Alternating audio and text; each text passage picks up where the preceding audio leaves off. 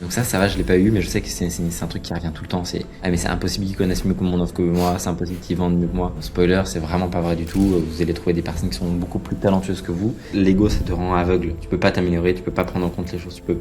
Tu rentres dans des phases de confrontation, d'argumentation avec ta team, avec tes toi of sales. C'est assez pénible. En général, quand t'as un doute, t'as pas de doute. C'est facile de dire, moi j'en traque 15, 20. Tu peux. La question c'est est-ce que tu vas vraiment le faire 365 jours sur 365 et puis surtout la volonté d'être un fucking killer pour aller chercher 20, 30, 44 commissions par mois. En fait, on veut des gens qui ont la dalle. T'es là, t'as ton téléphone, t'es prêt. Boss. Alors appelle le mec. Mathis, je suis ravi de pouvoir t'accueillir sur ce podcast. Déjà, comment tu vas? Bah écoute, un peu fatigué, peut-être vous le voyez avec mes cernes de panda un peu, je dors pas beaucoup en ce moment, mais parce que c'est une période qui est un peu intense, mais ça va très très bien. Je suis très très content de pouvoir faire cet échange avec toi. Merci beaucoup. Et Yes. ouais, c'est très cool. Avec grand plaisir et ouais, on y reviendra après, mais j'ai cru comprendre qu'il y avait un bel objectif là pour 2026, donc c'est Mm. cool. Pour le peu de personnes qui connaissent pas vraiment le peu, est-ce que tu peux te présenter? Voilà. Évidemment, moi je pense qu'il y a plein de personnes qui voient pas qui je suis. Je m'appelle Mathis Clouet, je fais le marketing depuis 5 ans quasiment maintenant. J'ai eu 2 agences et maintenant j'ai Ecosystem.io qui est une boîte un peu hybride, majoritairement d'accompagnement où on va sur certains business prendre des parts et pour aider les personnes à avoir de la croissance dans leur entreprise en ligne, majoritairement de services et d'informations. Voilà. Ok, propre, très clair. Écoute, ce que j'aimerais traiter avec toi dans ce podcast, Mathis, c'est plutôt la partie Pulse Sales. Alors pas forcément la partie closing, mais vraiment assez général, tout ce qui est gestion, onboarding, recrutement, nurturing, tout ça. Parce qu'il me semble d'ailleurs que tu as délégué le closing il y a peut-être pas si longtemps que ça. Ouais, il y a 7 mois, c'est ça. Donc c'est pas longtemps sur les écosystèmes. J'ai délégué le Ok, closing très tard. Ouais. ouais. T'avais pris combien d'appels déjà? Tu l'avais dit dans un podcast, il me semble, Oh, 2500, c'est ça?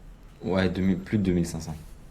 Ah ouais, ok. Ouais. Tu l'as vécu comment la délégation? Comme il était temps, euh, c'était important parce que ça m'a libéré quand même beaucoup de temps dans mes journées. Moi, j'adore la vente en fait. J'adore prendre Hmm, des appels, j'adore le process, etc. Mais il était vraiment temps, bien temps que je me libère de ça dans mes journées vis-à-vis de mon emploi du temps. Parce que c'était juste pas possible en fait de continuer avec ce rythme-là. Et donc je l'ai vécu très très bien. Et puis surtout, j'ai aussi à recruter, à comprendre ce que c'est un bon sales, ce que c'en est pas un. Enfin, tu sais, c'est toujours ce truc.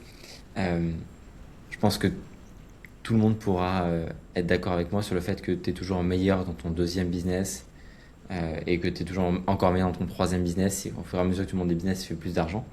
Et en fait, ça, c'est ce qu'on appelle les patterns recognition, si tu veux, de reconnaître les patterns. Et au fur et à mesure que tu vas progresser, tu vas reconnaître ce qu'est un bon sales, ce qui n'est pas un bon sales, tu vas commencer à détecter les red flags chez les personnes que tu vas recruter ou pas. hmm. Donc en fait, comme tout, je pense que ça demande de l'expérience, de la pratique. Et j'ai vu en gros qu'est-ce qui faisait un bon closer, qu'est-ce qui n'en faisait pas un, comment incentiver des closers, comment manager une sales team. Et du coup, c'était vraiment super intéressant. Et c'est toujours très Ouais. différent de quand tu fais pour toi que lorsque tu fais pour des clients. On l'a fait avec les équipes enfin, de maintes fois sur des clients, donc ça allait assez vite globalement. Mais, euh, mais ouais. J'ai eu beaucoup de... chez des clients, tu sais, un petit peu ce syndrome-là de aucun sales ne fera mieux que moi. Et pourtant, ils étaient, voilà, ils avaient fait peut-être moins de chiffre d'affaires aussi que toi. Est-ce que toi, t'as eu un petit peu cette pensée-là au départ, de te dire, putain, quand même, en vrai, je fais bien mon job. Alors, je l'ai pas tellement eu parce que du coup, on a tellement effectivement de clients qui l'ont eu et j'aurais tellement montré que non que ça va. Je Ouais. n'avais pas du tout cette croyance-là. Par contre, du coup, je savais à quel point c'était important d'avoir statistiquement beaucoup de leads pour pouvoir trouver la bonne personne. Donc ça va, je l'ai pas eu, mais je sais que c'est un truc qui revient tout le temps. C'est ah mais c'est impossible qu'ils connaissent mieux que mon offre que moi, c'est impossible qu'ils vendent mieux que moi. C'est pas vrai. Spoiler, c'est vraiment pas vrai du tout. Vous allez trouver des personnes qui sont beaucoup plus talentueuses que vous. Alors, certes, elles ont besoin de ramp up, donc de monter en compétences, de monter sur le bateau avec vous, et ça peut prendre plusieurs semaines, le temps qu'elles connaissent bien votre offre, qu'elles respirent le pitch. Ça, je vous dis pas le contraire. Mais une fois que ce Hmm. sera fait, vous allez voir que ça va dérouler tout seul. Ouais, bien sûr. Bien sûr, donc en plus, t'avais déjà délégué le setting, toi, pour le coup, depuis un bon moment. Et au final, là, Ouais, t'as dû au c'est final ça. faire passer aux setters, voilà. Maintenant, il y a des closers. Ça a été cette passation-là, au niveau des Ouais, informations, les end-off, tout ça? je prends juste mon ordinateur, mais ouais, bien Ouais, sûr. y a pas de souci. Une seconde, tac. Comme ça, c'est fait. Ouais, bien sûr, ça a été. Lui était aussi très content parce que du coup, ça permettait de pouvoir ouvrir plus de créneaux. D'ailleurs, un truc qu'on a Hmm. observé tout de suite, et ça, c'est vraiment intéressant, c'est que immédiatement après avoir ouvert plus de créneaux, mais tout de suite, Ouais. on a remarqué un boost du taux de booking. Parce qu'en fait, quand on avait Ok. plus de créneaux disponibles, les gens pouvaient choisir les créneaux qui les arrangeaient le plus. Et donc, le fait d'avoir plus de les créneaux libérés, et donc forcément, enfin, par avoir le fait de plus de closers, ça permet quand même beaucoup plus d'avoir de call bookés. Donc ça, c'est un vrai truc. C'est quand vous avez, je sais pas, vous êtes à 5 6 appels qualifiés par jour. Avant de faire quoi que ce soit d'autre, commencez par voir si vous pouvez ouvrir plus de créneaux. Voilà. Hmm. Ça, c'est un Et vrai truc. ouais. Avec ton volume là, de rendez-vous que tu avais au moment de la délégation, t'as dû recruter combien de closers? On a recruté 2 closers à temps plein, un closer à mi-temps. Et là, Ah aujourd'hui, ouais, quand même. ouais. Là, on va être à 3 closers à temps plein et un closer à mi-temps. Ok. Ok, ça marche. Ça marche. Très très clair. Il y avait une vidéo, tu vois, pour rebondir un petit peu là-dessus. C'était une vidéo dans laquelle il me semble que tu avais dit que tu avais stagné à un moment à 150K par mois pendant un an, Mm. avant de passer justement à 200K. C'était quoi, à ton avis, pour passer ce step-là, le vrai blocage? Est-ce que c'était plutôt au niveau de l'acquisition, au niveau des sales? Il y avait quoi comme blocage réellement? Alors, je pense que les sales, ça a bloqué plein de choses parce que forcément, quand tu prends 8 9 appels par jour, c'était un peu plus d'un an auquel on a bloqué ce palier-là, ça me bloquait sur absolument tout. Le fait d'avoir recruté les sales et de mettre en place toutes les autres choses dans mon business, ça m'a libéré un temps fou. Et surtout, ça m'a permis de pouvoir voir plus gros. En fait, quand vous avez des closers aussi à qui donner des leads au quotidien, ça vous motive à générer des leads. Parce que eux, ils doivent Hmm. rester on fire en permanence. Donc, il faut leur envoyer des leads, il faut leur envoyer des prospects qualifiés. Et donc ouais, ça a vraiment joué. Après, il y a plein de choses effectivement qui nous ont fait passer à plus. C'est le fait d'optimiser tout le funnel dans sa globalité. On a booké Ouais. quasiment 45% de leads en plus. On a fait plus 16% sur le taux de show-up. En fait, on a augmenté plein de choses qui nous a amené à entre 70 et 100% d'augmentation en termes de chiffre d'affaires en fonction des mois. Et donc là, on prévoit de refaire la même encore. Voilà. Hmm.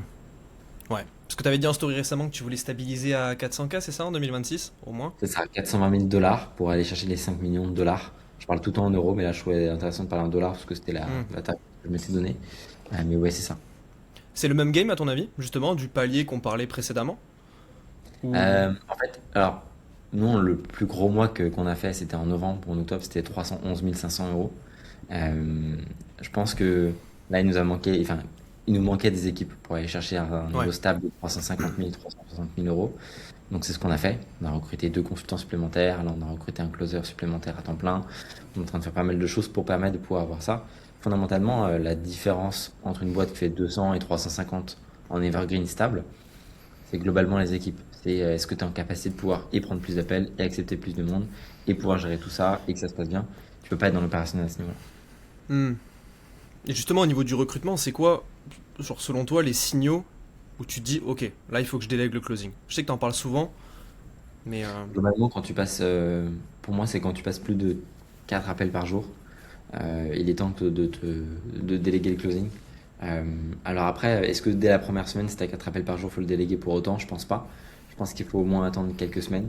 Pour la Ouais, simple bonne raison, ça te permet d'avoir des retours directs sur ton marché. Ça va te permettre de pouvoir avoir de la compréhension plus en détail sur ce que veulent pas, les désirs, les rêves, les peurs, les frustrations de ouais, ton prospect. Et surtout de pouvoir ensuite avoir de l'autorité vis-à-vis de prochains closers, commerciaux, sales, qui vont justement s'appuyer sur tes recordings d'appels, sur ce que tu as pu faire, la manière dont tu pitches, etc. ouais, bien sûr. En vrai, c'est vrai que ça... Je trouve que ça dépend pas mal des business dans le sens où on externalise des pulse sales sur des business où ils ont juste des listes de personnes qui ont déjà acheté du low ticket. Juste, ils nous Ouais. disent, vous prenez X% et vous appelez. Ok. Et là, pour le coup, ils ont jamais passé d'appel. C'est pour ça que je trouve que ça dépend vraiment du business. Est-ce que Ouais. moi j'avais cette pensée-là, tu vois, de me dire que ça dépend aussi euh, à quel point tu as un personal branding qui est fort, tu vois. On a remarqué que chez nos clients qui avaient un fort personal branding, bah, c'était plus compliqué en vrai de déléguer fortement le closing, tu vois. À la différence Ouais. d'une personne qui faisait en ads, qui faisait des ads, qui est personne en vrai sur le marché, enfin publiquement, Hmm. et c'était beaucoup plus facile à ce niveau-là, quoi. C'est sûr que quand tu as un fort personal brand, ouais, non, je suis d'accord avec toi, c'est différent. Ouais, Hmm. ouais, 100%. ouais. T'as eu une chute toi quand tu l'as délégué le closing ou en vrai même pas forcément? Non, alors d'abord on l'a fait aussi de manière transition assez douce, c'est-à-dire que Hmm. j'ai commencé à passer à 70% au lieu de 100%. On a créé plein de choses. On a créé une chaîne de témoignages, on a fait une page de confirmation, on a amélioré le process de préparation. Enfin, on a fait tout un truc qui nous a permis de pouvoir expliquer dans l'ordre logique des choses. Je l'ai prévenu aussi sur les réseaux. C'était pas quelque chose. On prenait pas les gens en traître avec ça. Et on leur disait pas prendre un appel avec Mathis et ils tombaient sur quelqu'un d'autre. On leur expliquait la situation. Mm. Et globalement, ça aide aussi parce qu'on est en B2B, qu'on a des gens qui sont intelligents. Donc les gens comprennent. Ouais. Ils savent que c'est évidemment pas possible. Moi, j'ai aussi beaucoup relancé sur WhatsApp. J'ai toujours prévenu que j'allais plus prendre d'appels. Les gens, ils savaient. Donc voilà. Ouais, bien sûr. Ouais, il y a une certaine conscience en B2B, peut-être qu'en Ouais, bien sûr. B2C, B2C avec une forte personal brand, c'est. Ah, ouais, B2C, c'est pourquoi est-ce que je suis pas en appel avec Yumi directement? Ah, en Ouais. fait, Yumi, il avait un peu plus de choses à faire, tu vois. Je vais pas être accompagné par Yomi? Ah. Ah, c'est ça. Ouais, c'est ça, ouais. Ouais, non, non, clairement. Clairement, clairement. Et pour revenir, tu vois, au recrutement, quand t'as Mhm. recruté tes premiers closers, ça a été quoi justement les standards que tu recherchais, qui étaient non négociables, que ce soit pour toi et The Ecosystem, ou même humainement chez tes closers? Pas d'ego. C'est le premier point pour des closers pour moi. C'est vraiment pas d'ego parce que l'ego, ça te rend aveugle. Tu peux pas t'améliorer, tu peux pas prendre en compte les choses. Tu rentres dans des phases de confrontation, d'argumentation avec ta team, avec ton head of sales. C'est assez pénible. Ça, c'est Ouais, le premier point. Euh, c'est très con ce que je veux dire, mais être smart. Dire ah oui, mais c'est pas. Comment est-ce que tu calcules ça? Bah, en fait, tu le calcules assez difficilement. Euh, mais ça se sent quand tu parles à la personne. Je pense que, enfin, nous, on a besoin que ça tilte. On a avec des personnes, bien sûr. on a 16 secteurs d'industrie différents qui viennent nous voir, enfin, d'industrie. On a 16 globales niches qui viennent nous voir, qui nous donnent des problèmes différents tous les jours en appel de vente. Il faut que ça Ouais. connecte, il faut que ça aille vite, il faut que ça puisse. Voilà. Et puis surtout, la volonté d'être un fucking killer pour aller chercher 20, 30, 44 commissions par mois. On est là. En fait, on veut des gens qui ont la dalle, qui connectent vite et qui n'ont pas d'ego. Ouais. On a remarqué, tu vois, au niveau du recrutement chez nos clients, que quand on recrutait des closers qui avaient une appétence pour ce que vendait le client, c'était parfois plus facile, du moins ça micro-optimisait. Est-ce que soit c'est quelque chose que tu recherches ou même en réalité pas forcément? C'est plutôt dans ce que tu viens de dire humainement Ah non, je et pense que ça, effectivement, ça doit aider. Après, nous, globalement, on a des personnes qui. J'ai des mecs qui étaient head of sales, qui avaient la capacité d'être head of sales dans Hmm, d'autres équipes, pardon, et qui sont effectivement globalement intéressés par tout ce qui est business en ligne, ouais. scaling, etc., de manière générale. Donc, oui, évidemment, je pense que ça joue quand même. Après, encore une fois, nous, c'est vraiment, il faut avoir la dalle, être smart, connecter vite et pas avoir des coups. C'est vraiment ces trois points-là. T'as déjà eu à manager un closer qui avait de l'ego ou du coup non parce que t'as bien fait Ouais, ton recrutement? bien sûr, Ouais, t'as complètement. déjà eu? Ouais, 100%. Ouais. C'est ça, voilà. Ouais. Ça arrive. Hmm. Ouais, c'est compliqué. C'est compliqué, c'est compliqué. Ouais. Tu le repères comment toi, les closers qui ont de l'ego? Genre par exemple, quand tu l'as vécu, c'était. Tu l'as repéré comment concrètement? En fait, tu le vois au fur et à mesure. Au début, ça de manière globale, pas pour ma situation à moi, mais on l'a vu sur plein d'autres cas, des clients, etc. En Hmm, général, quand tu as un doute, t'as pas de doute. ouais. Euh, il faut se laisser le bénéfice du doute, quand même. Faut donner des secondes chances. Mais en général, à 80% du temps, faut être très, très. Quand vous avez un petit peu ce gut feeling, cet instinct que ça va pas aller, c'est qu'il y a Ouais. une raison. Tu vois. Ouais, C'est bien sûr. pas. Déjà. Donc ça, faut Ouais. faire attention. En fait, le truc, c'est voilà, il y a toujours quelque chose à redire, il y a toujours des oui mais, oui machin, etc. Bon, en Ouais. général, il vaut mieux se séparer plus rapidement des gens.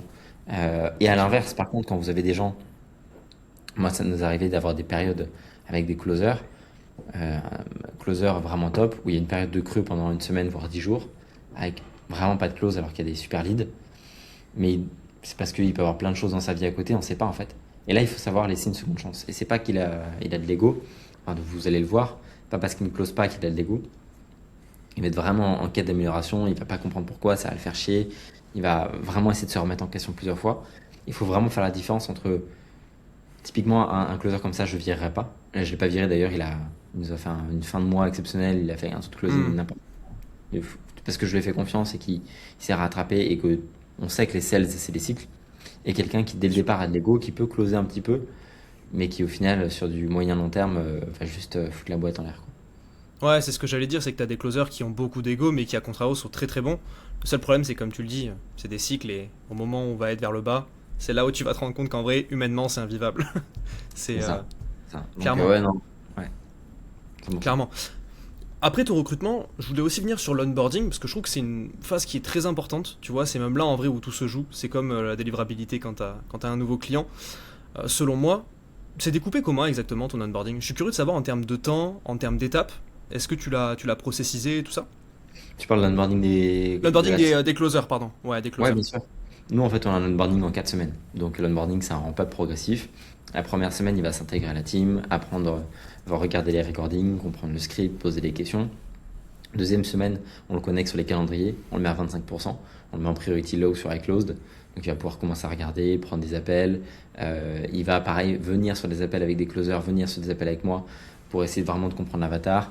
Il va intégrer le Slack, il va comprendre les résultats qu'on apporte à nos clients. Il va prendre confiance en le produit. Ça, c'est le plus important, prendre la confiance dans le produit. Et au fur et à mesure de la semaine, donc la semaine 3, il va être en priority medium sur iClosed. Voilà. Et puis semaine 4, il va être en priority high si tout se passe bien. Donc voilà, tout simplement.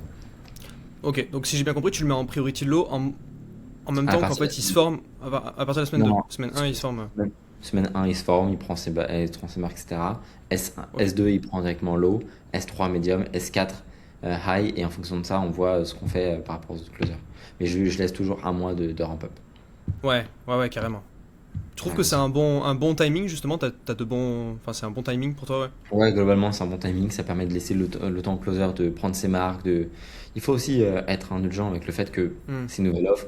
Si vous en attendez beaucoup du closer, il faut qu'il ait du temps aussi devant lui pour le faire. Après, certains diront, oui, mais un mois, c'est rien du tout. Nous, c'est les délais qu'on se donne, c'est les standards qu'on se donne. Donc après, chacun de voir dans Hmm. sa boîte ce qu'il veut se donner. Moi, je considère qu'en un mois, tu as largement le temps d'appréhender une offre et de la vendre. Ouais, bien sûr. Clairement. Clairement, c'est un bon timing, ouais. Ouais, 100%. Il y a beaucoup de personnes qui veulent aller vite, hein. En une semaine, 2 semaines, mais bon. Ah Ouais, bah il vaut ouais, mieux prendre le temps et être sûr que c'est ouais, la bonne personne et derrière qu'elle soit compétente et performante ouais, 100%. que faire ça, entre guillemets, trop rapidement, quoi. Hmm. C'est clair. Tu fais des roleplays au départ? Tu fais. Ah oui, bien sûr, bien sûr, on fait des roleplay. En fait, nous, on a un système, on s'appelle tous les matins euh, Ok, avec la team, sauf le week-end. Et du coup, tous les matins, on regarde comment s'est passée la journée d'hier, est-ce qu'il y a des questions. On fait des roleplays s'il y a un point spécifique qu'il faut revoir. Mais on n'hésite pas à vraiment se challenger, à ouais. donner les points qui arrivent en marketing aussi, comme ça, voilà. Être à l'écoute des closers pour savoir quel est le matériel marketing dont ils ont besoin. Parce qu'ils ont remarqué qu'il y avait trop peu de réponses là-dessus ou sur ça. Voilà. Hmm. Et en fait, oui, on est au contact en permanence de notre team. Ok, ouais, donc tu fais des daily, ça dure combien de temps à peu près? Je suis curieux de savoir parce que beaucoup de personnes disent 15 minutes, 1 heure, tu vois. Nous, Il y a pas nous, mal d'écoles. demi-heure. C'est une Une demi-heure, c'est de demi-heure. 10h30 à 11h. C'est globalement, c'est toujours la même chose. Ok, 10h30 à 11h. Ok. Ouais. Ok, intéressant. Et du coup, vous faites un gros point hebdo ou pour le coup, non, c'est juste du lundi au vendredi, tous les jours, il n'y a Non, pas c'est de du point lundi au particulier. vendredi tous les jours, il n'y a pas de point hebdo. Alors après, au début des mois, on fait un gros point sur.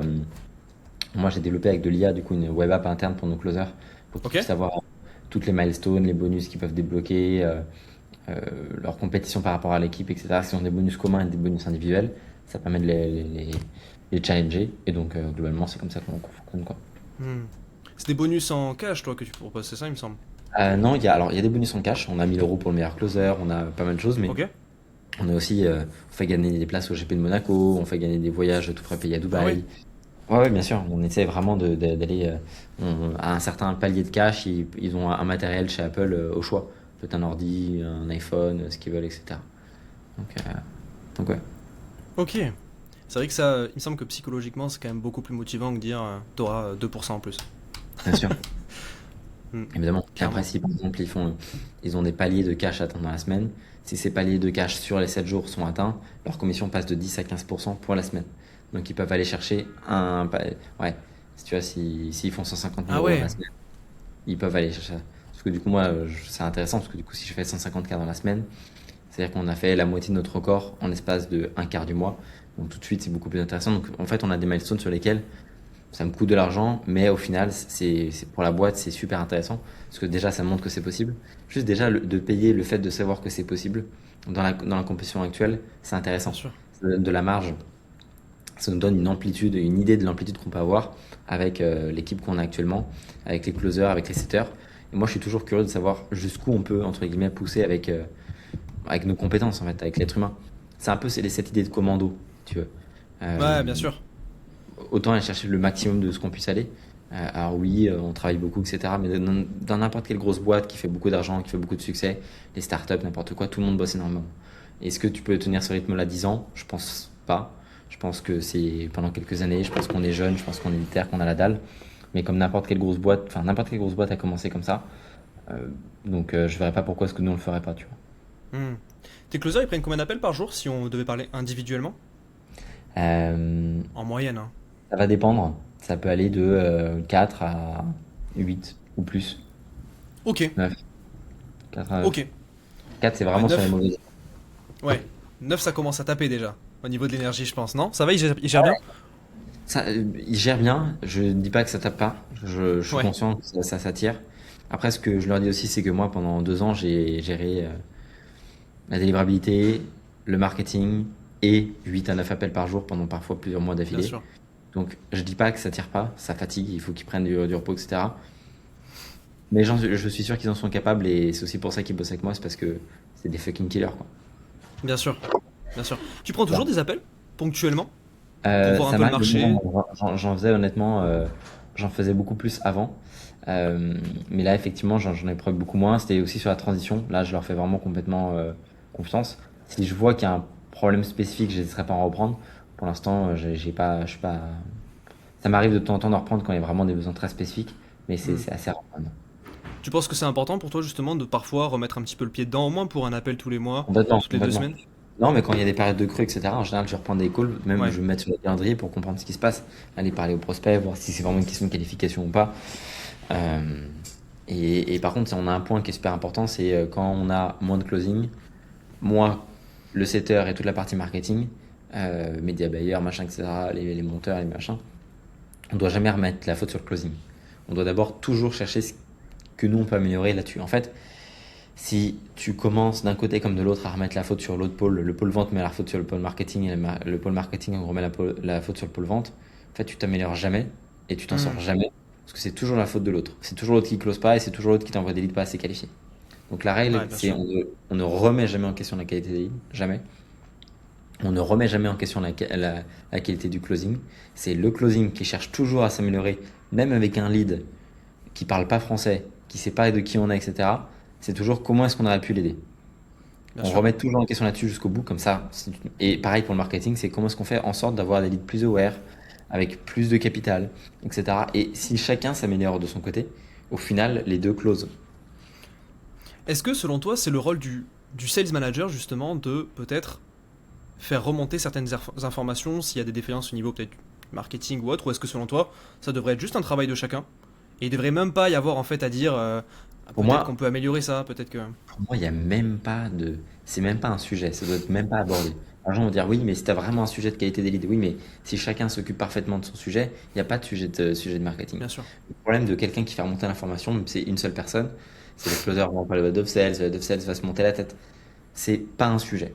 C'est-à-dire qu'on on n'aborde pas le taux de closing chez le marketing, on n'aborde pas les qualités des leads parce que si chacun s'améliore et cherche à faire du mieux qu'il puisse sur son propre pôle sans jamais chercher à remettre la faute sur qui que ce soit, même dans des périodes compliquées, parce que je leur ai dit, vous allez avoir des périodes où le marketing va se foirer, vous allez avoir des périodes où le closing va se foirer. Ouais. C'est comme ça. Enfin, on est humain, tu vois, et on peut pas être tout le temps au top. Mais c'est pas votre sujet. Vous devez, chacun se mêle de ses affaires. Vous mêlez du marketing. Moi, par contre, j'interagis entre les deux. Voilà, Parce que ok. je gère la boîte en tant que CEO. Euh, mais moi, j'en parle à personne. Enfin, j'en parle à personne. Je suis pas en train de parler, monter la tête avec une. Parce que le problème, c'est que ça crée des équipes dans les équipes aussi. En termes de management, c'est compliqué. Donc, Bien je sûr. suis là pour faire le médiateur et juste m'assurer que, de manière générale, chacun fait son taf correctement, quoi. Ouais, bien sûr. Donc en fait, d'où l'importance d'être bien entouré aussi de base dans son business, la base. Mais c'est vrai que tu peux avoir un pôle sales qui a un peu cette mentalité-là, justement cette bonne mentalité, mais tu peux Ouais, avoir peut-être aussi un pôle marketing où tu vois que ça fit ouais, pas et qui se permet de faire certaines choses, quoi. exactement. Ouais. Donc, Exactement. d'où l'importance d'être bien entouré, clairement. C'est De ça. base. C'est pas uniquement le pôle sales, quoi, ou uniquement le pôle marketing, c'est Ouais, une globalité. complètement. Ouais, ça va Voilà. globaliser. Ok. Tu, tu fais des rendez-vous individuels avec tes closers, tu prends du temps pour ça parfois quand ils le demandent ou toi volontairement? Ou tu Quand il fais le uniquement demande, des oui. calls de groupe? Ouais. Non, quand elle le demande, oui. Après, on se connaît tous très très bien. On parle toute la journée sur WhatsApp, avec machin, etc. Donc, Hmm. ça peut arriver quand il y a des besoins spécifiques, mais globalement, c'est pas un truc récurrent, non. Ok, ok, ok, très clair. Euh, J'aimerais qu'on passe plutôt d'un point de vue KPI, plus chiffres. Je Mhm. trouve ça hyper intéressant. Tu disais dans une vidéo qu'il fallait pas trop, enfin du moins jusqu'à un certain niveau, se focus sur trop de KPI, trop d'informations. Ouais. Toi, c'est quoi les KPI que tu regardes, entre guillemets, peut-être pas chaque jour, mais chaque jour, si, parfois chaque semaine? C'est quoi que tu regardes Ouais. le plus, concrètement, comme chiffre? Euh, En day-to-day, ça va être le nombre de calls bookés, les Ok, résultats dans le succès à la victoire. Ça va être principalement aussi la partie. Nous, ce qu'on regarde beaucoup, alors ça, c'est plutôt en monthly, ça va être le ratio entre la LTV et le coût d'acquisition de client. Et on va ok, regarder. Ouais. Et en fait, ça nous permet vraiment d'avoir un ordre d'idée de où est-ce qu'on se positionne et de la longévité de business pour savoir s'il y a une baisse à ce niveau-là, etc. C'est pas tant ok, juste le coût d'acquisition de client, parce que ça veut rien dire. T'as des personnes pour qui un coût d'acquisition client, 100 euros, ça va être extrêmement cher. Et t'as des personnes pour qui un coût d'acquisition client à 8000 euros, ça va être rien du tout. Parce que c'est sûr que si t'as une LTV de 100 000 balles, c'est rien du tout. Mais si t'as une LTV de bien sûr. 80 euros, ton coût d'acquisition client à 100 euros, c'est trop. C'est ultra Hmm, relatif. Donc on regarde ouais. toujours ce ratio LTV, coût d'acquisition client. Et après, effectivement, tous les trucs de base, taux de closing, taux de show-up, etc. Vraiment Ouais, le concept classique de nombre de calls bookés, le cash collecté, les taux de closing, taux de show-up. ouais. On, on va faire un point en monthly, une fois par mois, sur les points plus spécifiques, comme effectivement ce ratio-là, c'est plusieurs points. Euh, mais sinon, ça va être au quotidien, vraiment, on se concentre sur 5 KPI maximum, quoi. Ouais, bien sûr. Moi, ça sert à rien d'avoir 15 Maintenant, parce qu'en fait, KPI. en fait, ça peut servir, mais dans les faits, tu vas le regarder une semaine, puis au final, tu vas pas être constant là-dedans. Alors que nous, les KPI, on les regarde tous les jours. Donc, si tu veux vraiment être conscient au quotidien, sur 365 jours sur 365, tu peux pas avoir 15 KPI. C'est facile de dire, moi, j'en traque 15, 20. Tu peux. La question, c'est est-ce que tu vas vraiment le faire 365 jours sur 365? J'en doute. Donc, vaut mieux en avoir 3 ou 5 que tu regardes et tu suis vraiment et avec laquelle tu prends des décisions plutôt que 365. Tu vois. Je pense que c'est important aussi justement de, ok, avoir une information c'est bien, mais savoir comment l'utiliser et rebondir derrière, c'est aussi important. Beaucoup de personnes suivent des KPI. Au final, Ah oui, bien c'est sûr. juste leurs yeux qui regardent, mais il n'y a Ah pas de ouais, bien seuil sûr. en fait. Ah, mais 200%. Ouais. Hmm. Toi, tu sais à partir de quel... Mentalement, tu vois, quand tu regardes un petit peu les KPI, tu sais à partir de quel seuil tu dois entre guillemets intervenir ou dire ok, là on va aller checker un petit peu justement. Quand le taux de closing descend en dessous de 20%, ou Ouais, 20-25%, tu vois. ouais. Euh, Ensuite, quand le taux de show-up descend en dessous de 80%, tu vois. Hmm. Euh, Quand le nombre de leads par jour passe en dessous de 10 calls par jour, 10 calls qualifiés par jour, tu vois. Ouais, Euh, ok. ouais, globalement, ces trucs-là, c'est vraiment les stop loss, quoi. Ok, Tu vois. Ça peut ok. varier. Le taux de closing, chez nous, ça varie entre vraiment 23 et 35. Hmm. D'accord. Ok. Ouais, t'as déjà, on va dire, ce seuil un petit peu Ah ouais, en complètement. tête. On a des limites, quoi. Hmm. Ok. Ok. Ok, ok, très très clair. Justement, tu parlais des no-shows. Pour toi, c'est quoi quand t'as un no-show, c'est quoi les actions que tu fais, entre guillemets, réaliser à ton équipe, qui souvent marchent bien et permettent de récupérer un prospect qui s'est pas présenté en appel? Comment est-ce que On tu essaie tu de, l'abordes ça? on essaie de trouver leur adresse. Globalement, on va chez eux. Le mec qui prend sa broker. En fait, le taux de no-show, je pense c'est 80% du temps, c'est le fait d'avoir des créneaux à 48 heures. En fait, les gens, ils bookent des créneaux à 7 jours, tu vois, sur le Ouais. calendrier, et je comprends pas, j'ai des no-shows, pourtant je les ai relancés plein de fois. Bah, c'est sûr que si le mec il prend un call pendant 7 jours, dans 7 jours, il aura déjà oublié ce que tu fais. Ouais, ouais, bien sûr. Donc c'est déjà juste le fait d'avoir des créneaux à 24, 36 heures, allez, grand max 48 heures, ça change tout. Ensuite, Ok. on va tout de suite les contacter sur WhatsApp, immédiatement. Les taux de no-show, en fait, c'est évidemment, si quelqu'un de no-show, on va les appeler jusqu'à ce qu'ils nous répondent, ou leur envoyer des messages jusqu'à ce qu'ils nous répondent. Mais ça, c'est essayer de rattraper la gaffe. Le taux de no-show, il se passe dans la prévention, pas dans la guérison, tu vois. Donc il va falloir effectivement créer un groupe WhatsApp le plus rapidement possible, faire des messages vocaux, leur préciser que nous, Et leur montrer aussi que nous, on prépare un appel de manière sérieuse, avec beaucoup d'intention, d'attention Bien aussi. sûr. Donc voilà, tout est Ouais, bien sûr. dans la prévention. Tu disais que t'appelais les no-shows. Est-ce que pour toi, c'est à qui de faire ce job concrètement? C'est un gros débat dans les équipes. Est-ce que c'est au Ah closer? bah, Est-ce que c'est au setter? c'est au closer, ouais. Ok. Ouais, c'est au closer, c'est son lead, tu vois. Pas, pas de débat. Après, ça dépend effectivement de comment est-ce que tu structures ta sales team. Si t'as un call setting avant et que tu vois. Mais de toute façon, en fait, je comprends pas les gens qui disent c'est pas au closer d'appeler.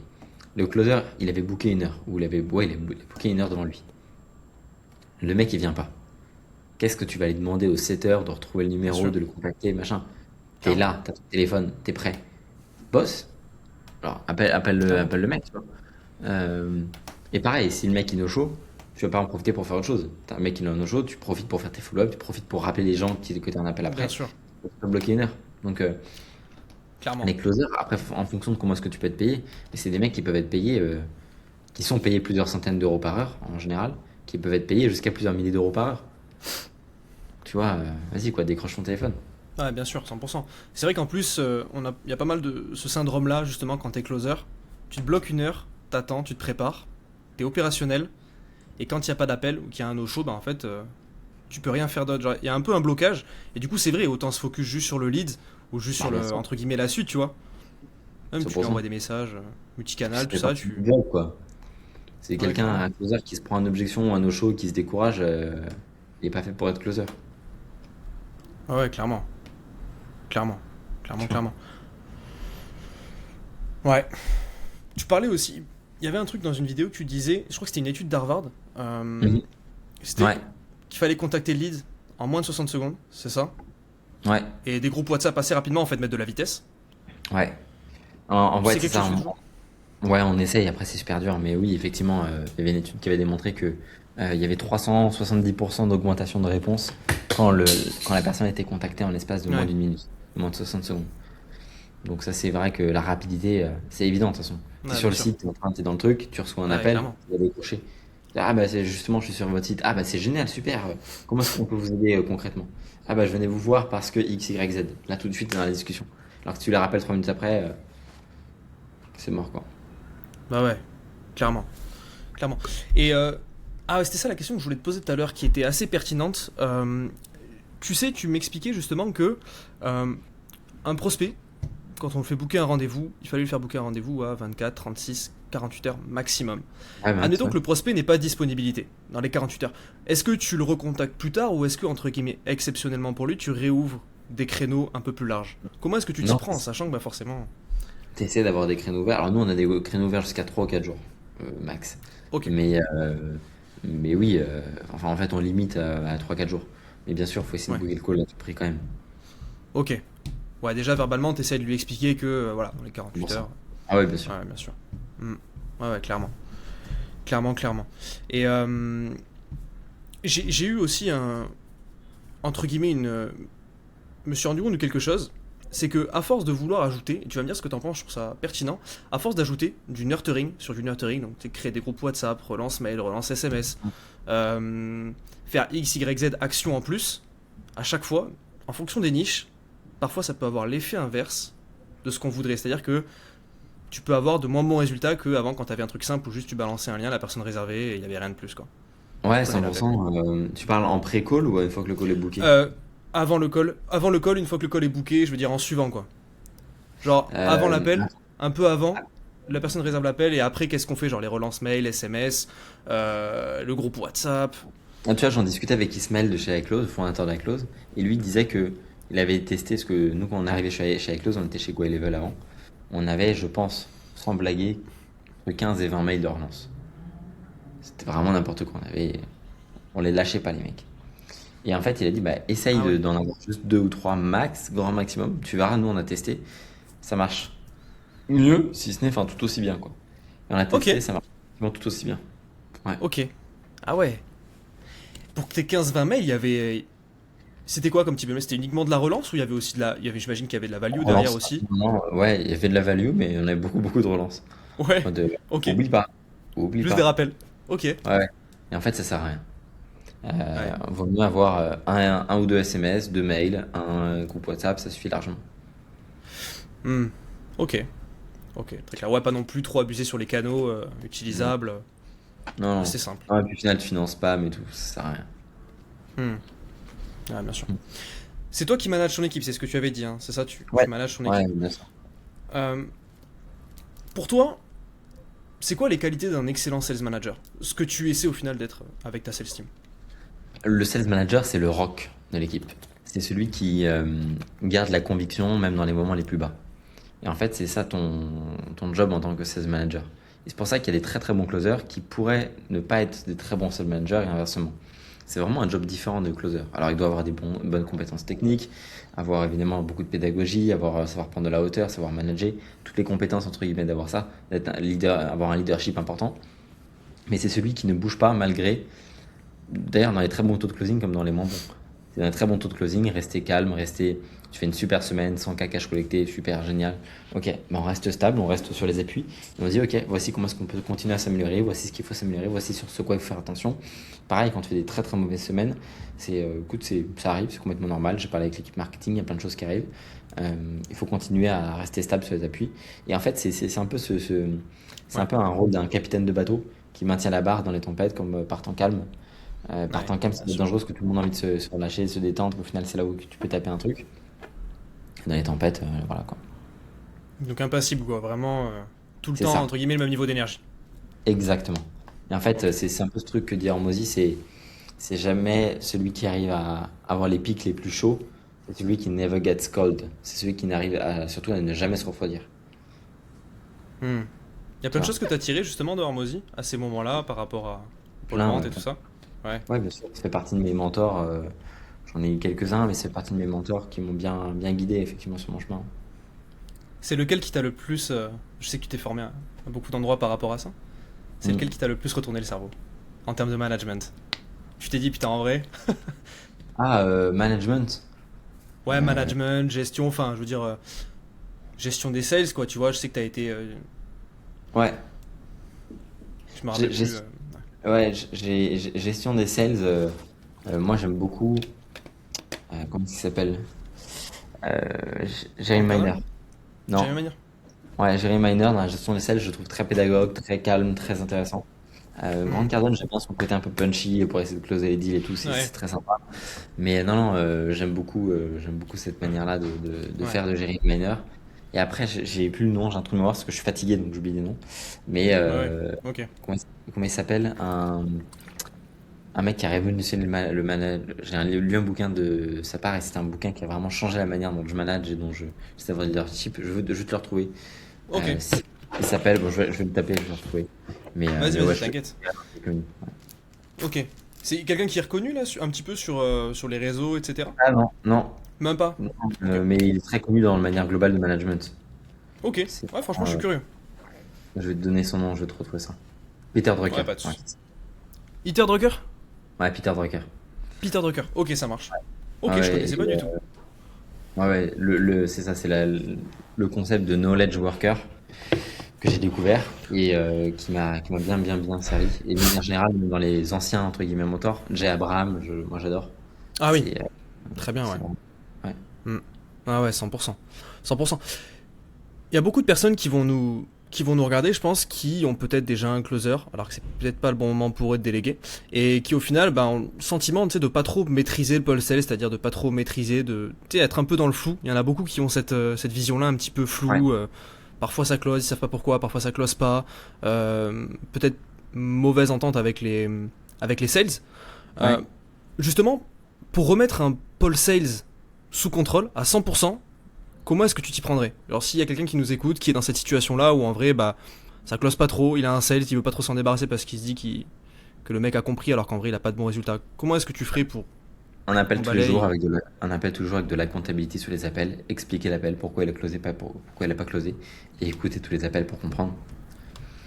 Hmm. C'est la meilleure manière de savoir, faire écouter les appels par ceux qui sont bons en vente, essayer de comprendre exactement qu'est-ce qui s'est passé, qu'est-ce qui se passe concrètement dans les appels. Est-ce qu'il fait une mauvaise connexion, est-ce qu'il minimise pas bien, est-ce qu'il arrive est-ce que c'est une question d'objection, est-ce que c'est une question de diagnostic, est-ce que c'est une question de pitch, est-ce que c'est une question de ce qu'il a et de produit, tu vois, essayer de vraiment comprendre tous les points et de faire un check, de faire une liste assez simple, et sinon de se faire accompagner, hein. Moi, j'étais le premier à me Ouais, faire accompagner sur plein de trucs. Encore aujourd'hui, je me fais accompagner. Voilà. Euh, Enfin, hmm, il faut vraiment pas hésiter à aller beaucoup plus loin et payer pour de la croissance, au contraire. bien sûr, totalement. Clairement, tu te fais accompagner tout le temps, genre plusieurs fois par Ouais, an, en tu fait, moi, mets. je fais aujourd'hui par des systèmes de call beaucoup. J'ai quelques masterminds aux US que j'ai rejoints. Ok.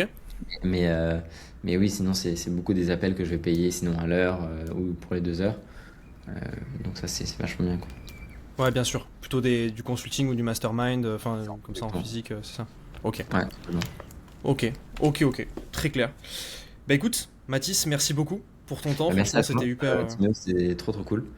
C'est Ouais, avec c'était grand plaisir pertinent. et puis de revenir, même c'était ouais, des questions super précises, j'adore. C'est trop cool pour les sales. Yes.